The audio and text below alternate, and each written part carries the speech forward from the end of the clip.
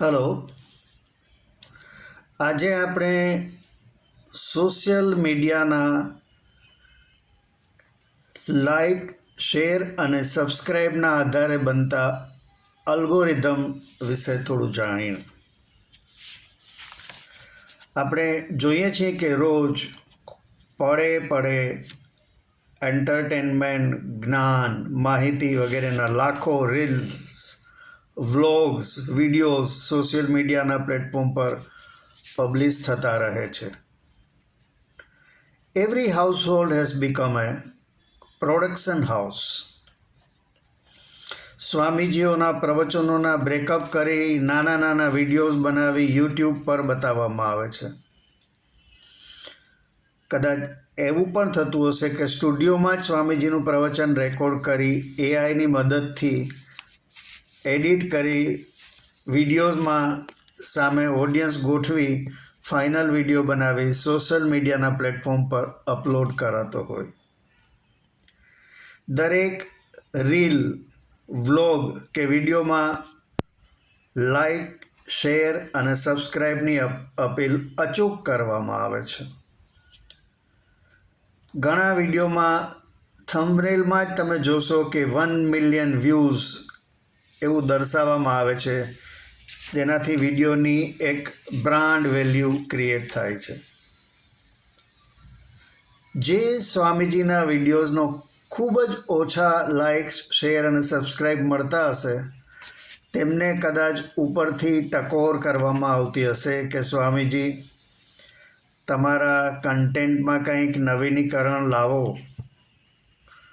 આ ખૂબ ચવાઈ ગયેલી વાતોમાં લોકોને રસ પડતો નથી. તમે જેને તમારો ચેલો ગણો છો એના વિડીયોઝને તમારા કરતાં ઘણા વધારે લાઇક્સ, શેર્સ અને સબસ્ક્રાઈબ મળે છે. Simply speaking, what is like? Like expresses that I enjoyed this. મને આ વાત ગમી. શેર મતલબ કે હું આ વાત બીજાને પહોંચાડું છું, અને સબસ્ક્રાઈબનો મતલબ કે મને આવા નવા વિડીયો જોવા ગમશે. પરંતુ મોટે ભાગે લોકો આમાંનું એક પણ બટન દબાવવામાં માગતા નથી. સોશિયલ મીડિયાનું મેનેજમેન્ટ સોફ્ટવેર દ્વારા થાય છે. તેમાં ક્વોલિટીને સ્થાન નથી. તેમાં માત્ર વ્યૂઝ, લાઇક્સ, શેર્સ અને સબસ્ક્રાઇબ્સના આંકડા પરથી જ તેના અલ્ગોરિધમ બને છે અને તેને જ પોપ્યુલેરિટીનું માપ ગણવામાં આવે છે. એવું પણ બને કે કોઈ વલ્ગારિટીવાળો વિડીયો જીવનની ફિલોસોફીના વિડીયો કરતાં ખૂબ વધારે પોપ્યુલારિટી પ્રાપ્ત કરતો હોય.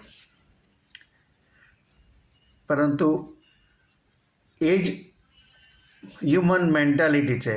એરપોર્ટ ઉપર કોઈ સ્વામીજી દેખાય અને કોઈ ફિલ્મ સ્ટાર દેખાય તો ફિલ્મ સ્ટાર પાસે જમા થતી ભીડને વિખેરવા પોલીસની મદદ લેવી પડે છે. વાનગીઓની રેસિપીઝની વાત કરીએ તો તેના વિડીયોઝ પબ્લિશ કરનારાઓના મિલિયન્સ ફોલોઅર્સ હોય છે.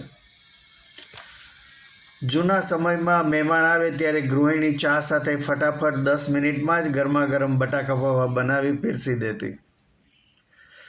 પરંતુ જો કોઈ ફેમસ યુટ્યુબરની રેસિપી ફોલો કરવામાં આવે તો લગભગ 8થી 10 બાઉલમાં સમારેલ કાજુ, પિસ્તા, કિસમિસ, દાડમના દાણા, કોથમીર, ઝીણા સમારેલ કાંદા વગેરેનું વર્ણન હશે, અને આ બધું બનતા 1 કલાક નીકળી જાય તો પણ ડીશ તૈયાર ના થાય. આ છે સોશિયલ મીડિયા, જે આજ વ્યાપક પ્રમાણમાં જોવાય છે. આપને મારી વાત ગમી હોય તો મારા વિડીયોને લાઈક, શેર અને મારી ચેનલને સબસ્ક્રાઈબ કરજો. આભાર. આવજો.